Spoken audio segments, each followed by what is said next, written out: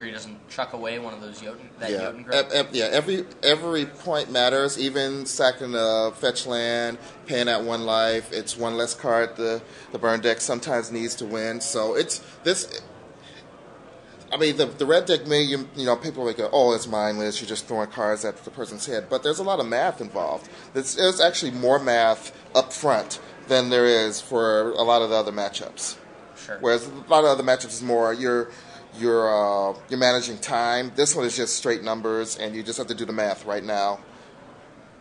What's the most efficient way to kill your opponent? Right. Aaron Wayne being smart here, playing around Price of Progress by getting a basic Plains instead of going to get a Tundra. Price of Progress is one of those cards that, if your opponent has a bunch of non-basics, can do 10 damage pretty easily. Right now, Aaron Wayne will take 0 damage from Price of Progress. If he uses his Wasteland to destroy his own Tundra. This matchup is really the only target for it. Yeah.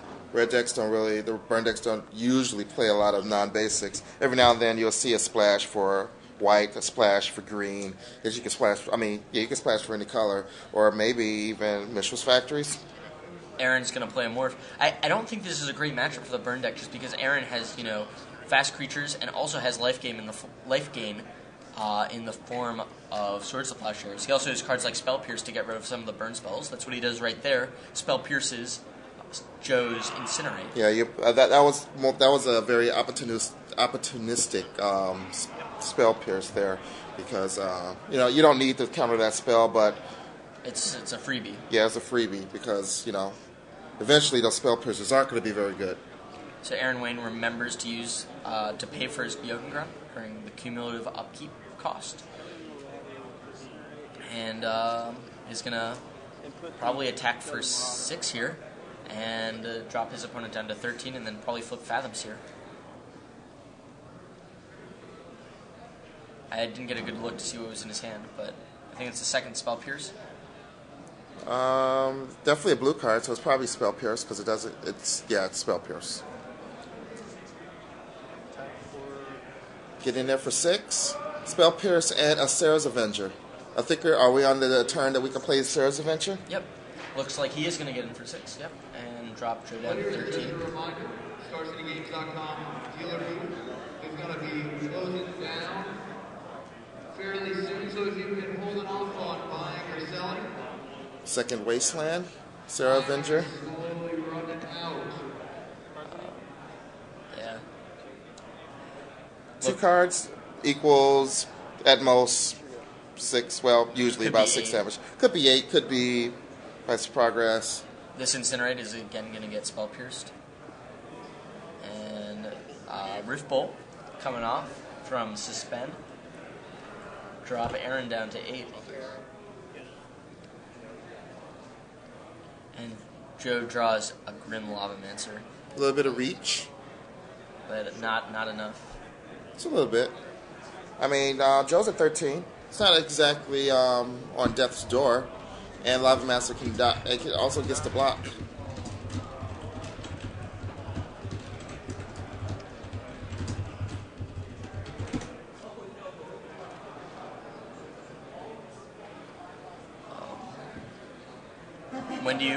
For Aaron, when do you think you cash in the Fathoms, or just when you need to? I don't know. I think you just save it as a 2/2. You don't really need the extra cards. He's at a healthy. Well, 8 isn't particularly the most healthy, but that extra point of damage that he gets to do with the Fathom Seer is probably very relevant. But right now, all of that doesn't even matter now because the New World Wake Stoneforge Mystic comes out for Aaron, grabbing him on Umezawa's Jite. He's not quite able to play and equip it yet. Not yet, but he can play it, which I think he needs to take advantage of right now. There's no reason to leave that mana open. 1, 6. I may not play it just because if he's got Price of Progress and you draw 2 blanks off your Fathoms here, right, then he can kill you with Price of Progress plus Grim Lavamancer. No, because the Fathom Seer is going to bounce one of the Tundras, and you can leave the Wasteland up to Wasteland your Wasteland. Okay, fair enough. But he is going to then cast Umezawa's Jite. But we did it in a way so that Price of Progress can kill you. And we draw a Arid Mesa. Aaron Mace's not going to do it. I don't think Joe's going to be able to win this game.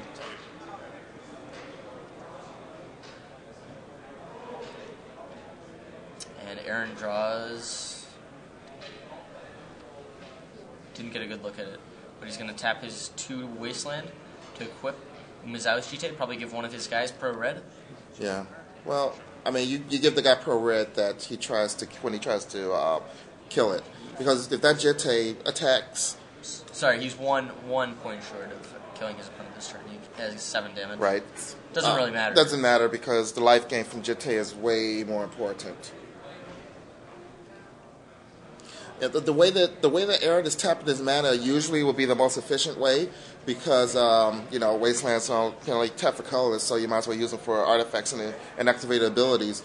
But he really should be playing around Price of Progress. He's not thinking about Price of Progress right here. Right. I think he was thinking about it in the terms of going to get basic lands, but not in the terms of being able to wasteland his own land. Sure.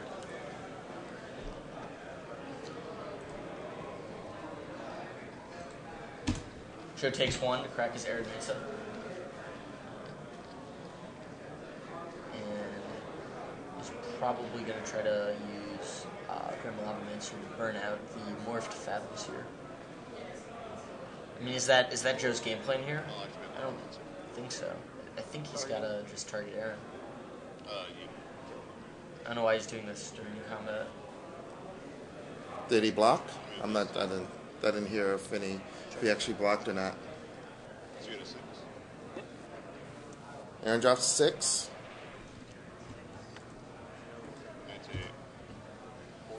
Yeah, shit.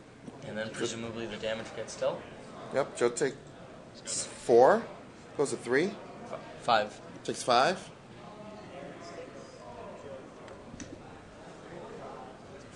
And Aaron plays Ether Vial and passes the turn. Pass turn. So yeah, is there any burn spell that will deal 6 damage? Well, that Price of Progress that he just drew does. Right, the Fathoms here is going to be able to pick up the Tundra. So it only does 4. He was pretty close. Let's see if he knows. 1, 2, 4, 6. Well, he's got GT counters. It really doesn't matter. He's effectively at 10 life. In response, I'll gain 2. Whoa. Well. And then I'll gain 2 more. Okay, so Aaron, that was kind of interesting because Aaron could have just saved 2 free. Well, what happened was Joe Phillips said Price of Progress, and then Aaron said that will resolve, and then Joe says take 6, and then Aaron then tries to activate his I was saying, his GT? Yeah. Was the judge called or no? The judge stepped in and said, "You said that'll resolve." Oh wow! So now they're discussing it right now. Okay. So Aaron Wayne says that it will resolve. Didn't realize he was taking 6 or that he was at 6. I thought I said okay. Didn't realize that he could use Fathoms here to pick up one of his lands. This can't be good. Looks like Aaron Wayne's going to lose this game. Oof. This game that looked unlosable for him. And unwinnable for Joe Phillips. Looks like he might be able to pull it out. I think they're going to talk with the head judge to see. There's an appeal for the head judge? I don't think this appeal is going to change.